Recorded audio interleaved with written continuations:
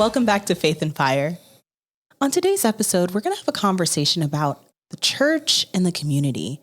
How do they fit together, and what kind of a symbiotic relationship do we expect to happen between the church and the community? I feel like I know in my heart that there is a relationship, but I want to dive into it. What do we expect from the community as a church, and what do we expect from the church as a community?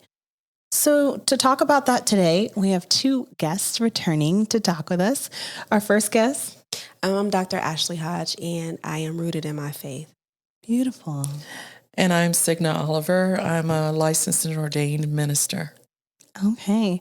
So Signa, Dr. Hodge, I mean, when we think about the church and the role that it plays in the community, what role do we think the church plays in our communities? I think they play a really, based on my experience, I think that they play a really pivotal role. When I quit my job, and I didn't have a job at that time, now he's a bishop, he came to me and said, I want you to be on my board of trustees. And I'm like, wait, what does that mean? Like, what do you want me to do? And so I feel like at one of my lowest points, it wasn't my semi-lowest points, he stepped in and built my confidence, and it allowed me to blossom even better and even bigger. So for me, that was a pivotal moment in my life where he believed in me and he empowered me. And now here I am. Yeah. So it's a place of support and a place of, Yes, sounds like even encouragement when you didn't necessarily have that for yourself. absolutely. It was him. Well, he was part of the reason. And then my faith, right? I knew that everything was happening for a reason, and God was just putting the pieces together to get me where he's called me to be. Okay. Okay. Yeah. Well, my experience, I have a lot of years of experience with church because I grew up in the church. And I've been with mega ministries, and I've been with small churches on the corner. And I believe that the church should impact the community. And the ones I grew up with, like Ashley said, when there was anything going on, you went to the church helped take care of it. And I do think that that is our role. But then when you get in a mega ministry, like a true mega ministry, you see that kind of waning a little bit. Interesting. And that it seems like it would be the opposite. Right. And More money, more access to help people. More, exactly. Yeah. Exactly. And they do some of not all the mega ministries, but some of them do, like, giving out turkeys and gifts on the, holiday season and that sort of thing. But what about the other 10 months of the year? What are we doing? Are we where people know they can go to get help? And in my experience, that hasn't been the case. It's been the small church on the corner. I'm part of a smaller church. I think they're big because they're doing amazing stuff in the community, and that's why I became part of this ministry. It doesn't help that the pastor and the first lady, we grew up together. That helps a little bit. But I have sat in that church, and people will walk in off the street with a need, and they immediately go and take care of that need. We've had to even tell them, we want you to be a little more safety and security conscious about that. I did one of my roles in the mega ministry that I was a part of. I was called a minister of defense. Ooh. Meaning, in order to be a minister of defense, you have to have been ex-military or law enforcement. And I was both. So the more I know about you, the more I find you just an intriguing person. Continue. So I'm always alert. That's why I had to switch seats in the table because I would have felt open. There's a door right there, y'all. Yeah. And she didn't want her back to the door. I could not have my back to the door. I felt a little vulnerable. But, I did a whole training for this small ministry because I did it for the big ministry. Yeah. And I did this training for them, and I'm telling them about, doors and locks and that sort of thing. And then I had to sit the pastor and the first lady down and say, I know y'all love the people in this community, and they do. Oh my goodness, their hearts are amazing. I said, but I need y'all to be a little more safety conscious. And because I'm always watching, even if you think I'm praying, I am not praying. I am watching doors. I'm watching everything. I'm watching people. If they're acting kind of crazy or they doing something, I am now focused on them. And they're like, okay, Signa, we hear you. We'll be a little more, but I watch them, and they are not. They are doing everything they can. But the community around that church knows that they can come in that church and they're going to get help, be it food, be it, I've seen them. I think they've paid people's bills and stuff like that. And I was like, stop letting people know where you got, the checkbook and stuff. Have one of the deacons, take it out to them and don't let them see where it's coming from, that sort of thing. But it is, though, it's those churches that are in the community, that are embedded in the community. That's what I'm accustomed to. That's how I grew up, with churches that took care of everybody. They knew when somebody died, or they knew when somebody was having a hard time. And like Ashley said, they just stepped in, and that's what we're supposed to do. That's what our book says we're supposed to do. Yeah. It's funny because when you first said it, I was like, where everybody knows your name. I was like, that's how I want my church to be. That's right. Yes. That's right. And okay, so that's so beautiful. It's just it being a hub, a place where the community feels welcome and can come inside. It's interesting because I was thinking of what you were saying and kind of relating it back, and it popped into my head an experience that was shared during a PK Council episode where they were saying, one of the PKs, pastor's kids, said that at their church, if you even want to throw a funeral in their church, it'd be like, well, are you a member? And it's like, ooh, someone's trying to lay their family member to rest in your building. They're willing to pay. Doesn't matter. It's become a business. Yeah. Yeah. Church is big business. And there is a business side of church, but there's also the calling, the purpose of the church. And those things need to be kept separate to a point, except for safety. Always be safe. But it is a business. Like I said, I've worked for 2 mega ministries. And if I said the names of them, at least one, I know you'd know. And I didn't see what I see in the small churches on the corner. I didn't see that heart in those ministries. They did things, but did it change people's lives? Yeah. Did it matter? If somebody wasn't a member, are you going to lay them to rest or not? Yeah. It's hard right now, and it's hard to watch. And, you better, if you want to go into a mega ministry, you better know Jesus for yourself. Yeah. Because you can get caught up in everything because it's a business. It's a business. It's a business. So you go to a small church. Do you go to a small church, large church? It's like a medium church. Medium? I'd say mine's medium. My church is medium sized. And when I think about kind of what we get from the church, and I'm a little biased because I had a whole conversation about this where we talked about, church and the post-pandemic church and what we need from the post-pandemic church and why people aren't going back to the post-pandemic church sometimes. And it really came down to community and it being that gathering place and that being a huge value proposition. And of course, there's everything you find there, but some of that stuff you can do outside of the church. But the piece that you don't get in your bedside Baptist is that coming together of the community. And I think that that's a pivotal role that the church serves for the community. It should be a place where anybody can walk in from anywhere. And I actually love that about my church. I've shared a lot of different things about my church on the podcast. I'm very open, right? Because there's no all good or all bad. Right. No. And one of the things that I absolutely love about my church is literally anyone can walk in and they're welcome. And the latest is we've had some amazing gentlemen come and join us who have these amazing teardrop tattoos. And I was like, oh Lord, what's Sister So-and-so going to say about this? But she behaved, y'all. Did she? Sister So-and-so behaved and welcomed. And then other Sister So-and-so walked around to each one of them and prayed with them. And I was like, come through, Sister So-and-so. We're not going to say no names. We're not going to say no names. Please don't. Protect the guilty. We are not saying names. But that's what I think we're here for.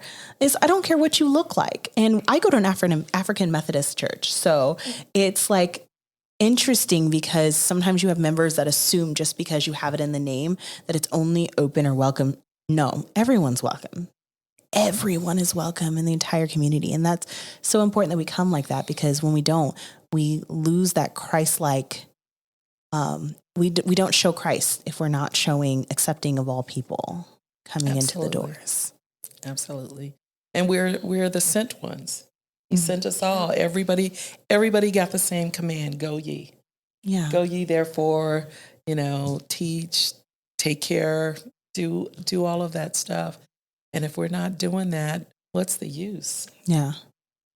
So as we think about what the church gives to the community, are there certain ministries that we really look for from the church that really help the community thrive?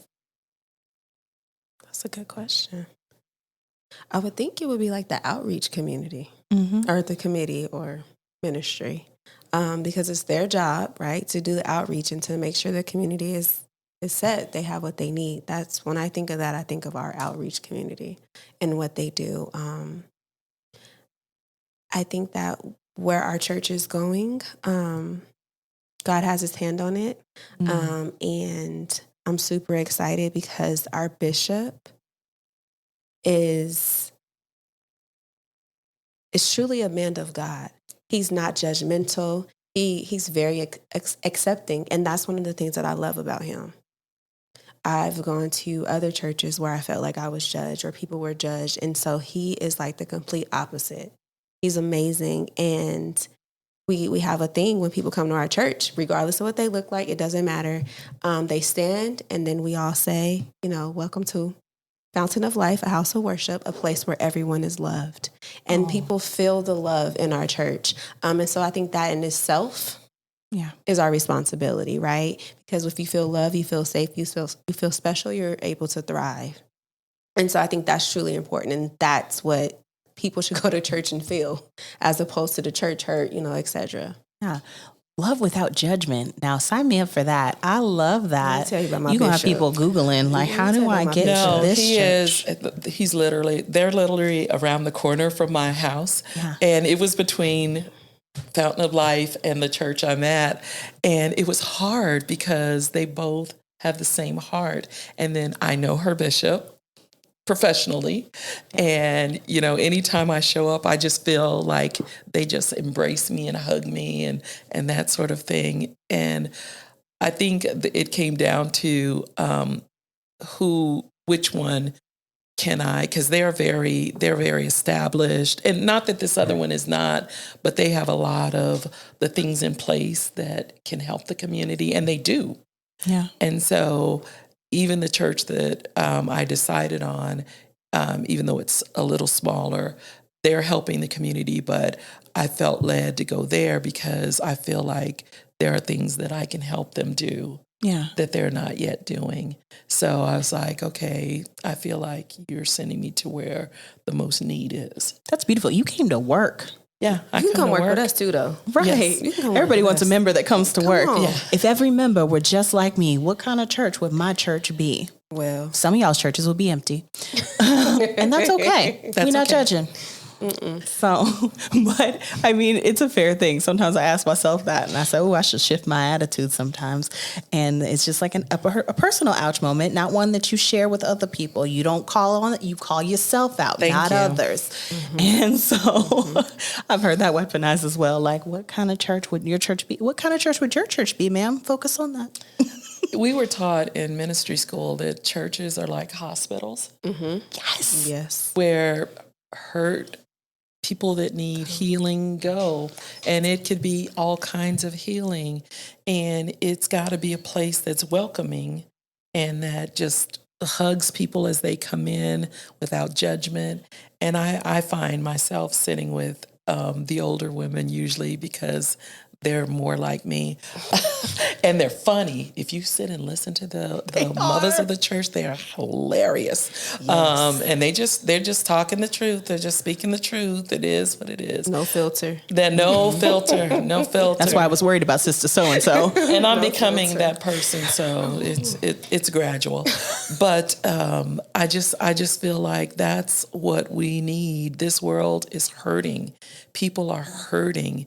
And that's why we talked about it earlier in another podcast, those people that are loud and judgmental. Mm-hmm. And I've said this to some people that I went to ministry school with, I am so glad I know my Jesus. Yeah. Because I wouldn't want that Jesus. That person's articulating. That they're articulating, because that Jesus, which is not the real Jesus, it's something they made up, is hateful and hurtful and judgmental. You don't have to tell somebody that's living wrong or living detrimentally that they're living detrimentally. They know this. They do. They know this. They do. You don't have to beat them up. The world is beating them up. Bring them in, love on them, hug on them. If you can, there's this thing called Rule 303. Yeah. If you have the means, you have the responsibility to take care of it. If you can take care of someone's needs, that's what Jesus did. Yeah. If people were hungry, he wasn't sitting there like, I got a message for you. You just stay hungry with your stomach. Let's teach you how to fish. Teach you how to fish. Or somebody's child has died. He's like, stop everything. Let's go check on the baby that's dead. Let's go check on the baby. That's how we're supposed to do this. That's what he demonstrated. And he didn't beat people up. He didn't tell people, you're awful. He drawing on the ground with a stick, probably saying, y'all some heathens and you need to get away from them. No, this is what I think he said, but he probably didn't say that. But anyway, back to the premise, it's a hospital. People are hurting spiritually, physically, emotionally. They don't need the church beating them up. I go to church to fill back up. Yep. Yes. I go to fill back up because all week I'm doing this. I'm casting. Mm-hmm. I'm doing. I know what my purpose is. My purpose, God has equipped me to help people. Yeah. And I do it every day. And I feel like I'm going to fail. That's what gives me grief. It's like, did I fail? Could I have fixed that? Why didn't I fix that? That's the turmoil that goes on in me. So, and I'm not saying I'm perfect. I'm beyond not perfect. Oh, child, he is working. But, don't hurt people that are already beaten down and downtrodden. Yes. Show them that there's hope. Show them some light. I have stories of things I do. I did something last night. But that's what the church, and we are the church. It's not the building. We are the church. We are the church. I cannot stand in the United States of America for people to be hungry. Yeah. That drives me up a wall. And I saw somebody last night literally eating out of the trash. And I ran to the first fast food place to get food and go take it. And I circled the block over and over again. And this is not to say I'm a good person. Yeah. It just pained me because I'm sitting there waiting on an order and I'm watching this person going from trash can to trash can in the United States of America, the richest country on the planet. Why are people hungry? Yeah. Why are people hungry? It's so interesting. Dr. Joy is out of town this week, so she's not joining us for the podcast. But y'all, so I already said we rock with each other now. But I'm an auntie. You're an auntie. She assists because you would love Dr. Joy, and so we got to connect y'all because one of the things that she says that I think is just so indicative of what you're saying is she says there's people who are not in the church today because they came in looking for God. They came in looking for Jesus. They found you instead.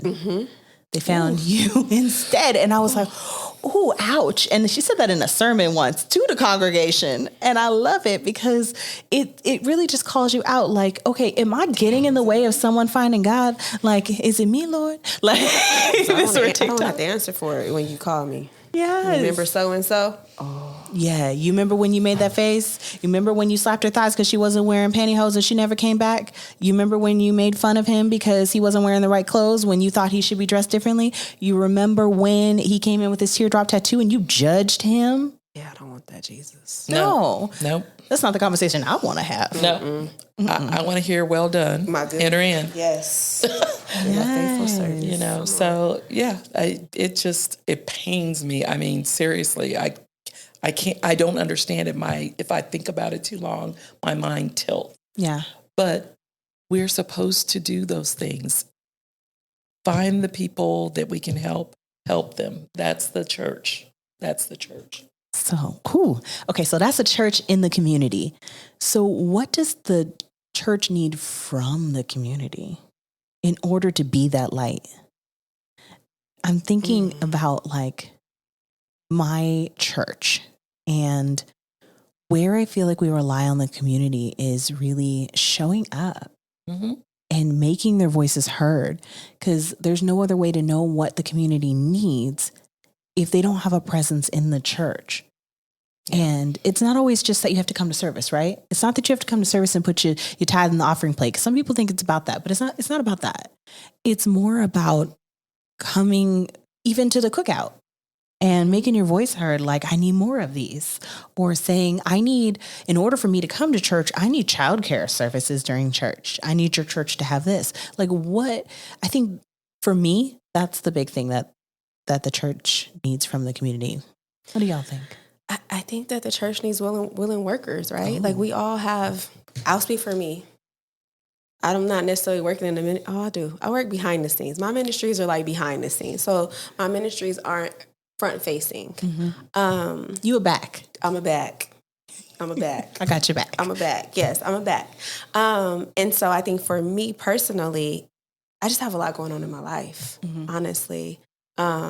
And we just need willing workers. We need people who are dedicated, who are willing to show up, me included, right? I can show up when I can, but that's what I think that we need. We need willing workers. Everybody's willing to come to church on Sunday. That's easy. Yeah. That's the easy part. Because if your church is a pastor, you got a head. So now you need the other body parts. You need the back. I'm the pinky toe. I'm the left hand. You're the left hand? I'm the left hand. I love it. So we need all the body parts. So we're missing quite a few. We need you. Yes. We need some shoulders and some legs, shoulders, knees and toes, some feet. Yes, we need the body. So we need the entire body to just come together, and I think that's how we can make a bigger impact. And I think, as you know, post-pandemic is a thing. Yeah. And a lot of people didn't return back to church. I know for us, we only returned back to one service. We used to have 2 services prior to the pandemic, and we don't.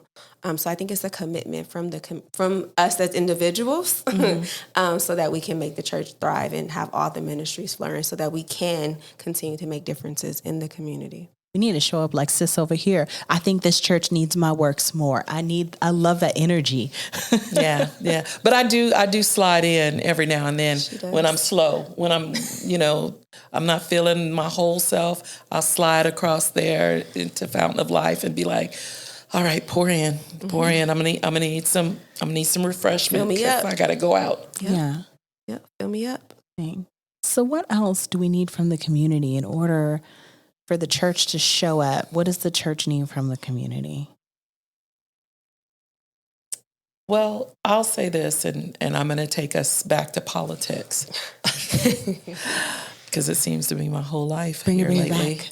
Yeah, but we need the community to come tell the church what they need, because the church used to be involved in the community, involved in, the governance of the communities. And I'll use an example, and I'm definitely not going to use any names. There was a candidate last year that really needed a lot of votes. And I'm not going to even say how many votes they got. They did get in office. But I said to this person, because I love my community. My community is South Mountain, from Whoop, Tempe all the way through Laveen. Okay. That whole mountain range, that's mine. They produce me and they're responsible for anything I do. So if I act up, it's those people that got me there. But anyway, so I told this candidate to come to the churches. And I actually went and spoke to the pastors of the churches and said, hey, there's this candidate. I said, you need to get in the Black churches and the Latino churches in this community, and you will get the votes you need. And their people didn't get them in our churches, and they barely won. And I had to tell that person after, because I do say I told you so. Oh, so next time, perhaps you show up. Because if you show up and show us that you're, coming and you're listening to us, then we will support you. But we need you to come to us where we are, because we don't always get to come to you. And the church is in the Hispanic and the Black community is still a big deal. Yeah. It's a big deal. And if you want to get us all together, that's where you show up. Yeah. And I love that nuance that you put in there. It's how you show up too. Yes. It's that you show up ready to listen and ready to have a conversation, and not come in, just say like, here's what I think, dip out, Yeah. Yeah. It's ready to have a conversation with your community. You better come down here and stop taking us for granted, is what I said. I said, because we are smart. People don't think we're smart. We're smart and we're watching. We are watching. And if you come into these churches and you listen and you talk and you let the people see you and understand you and know you, then you'll build trust with them, and then they will vote for you, and then they will hold you accountable if you don't do stuff. They will surely. 'Cause that community does not forget. Remember when I elected you last time? Thank you. And you said... And you did. You stood right there. I remember, because you were wearing a green tie. I didn't know why you were wearing green, because it's either blue or red usually in this wardrobe. Yeah, they got good memories. Oh, yes. Our community has great memories. So it's just the interaction, the interconnectivity of community, church, and even back to politics. It all used to be really interconnected. Yeah. We've kind of lost that a little bit. A little bit. Yeah. By a little bit, I mean a lot. A lot. I mean a lot. And I'm reading a book with a veterans group, and it's talking about the civil rights era. Ooh. And it's talking about how the churches were reluctant at first, until, the Shining Star, the Kings, the John Lewises, those people started, getting the attention, that the churches finally came in and said, okay, we support you. And we need that again. And we need to be involved. Yeah. I do. And people are going to go, I believe in separation. Love to make people go, woo. Yeah, I believe in separation of church and state. That's because Matthew, Mark, and Luke said that Jesus said, render unto Caesar what is Caesar. There is a separation. We should not be like this, because there are some things, according to what we talked about earlier, that the church can influence, but we shouldn't be making people do things. We should just let the light shine and people go, I want that. I want whatever they have. I'll take what she's having. I'll take what she's having with a side of, salsa. But, it shouldn't be intertwined the way that the loud people are trying to make it intertwined. That was not the plan. Even in the early church, when the Lord was walking, they thought he was coming in to take over the government. Yeah. And he wasn't. He told them that. That's not why I'm here. Yeah.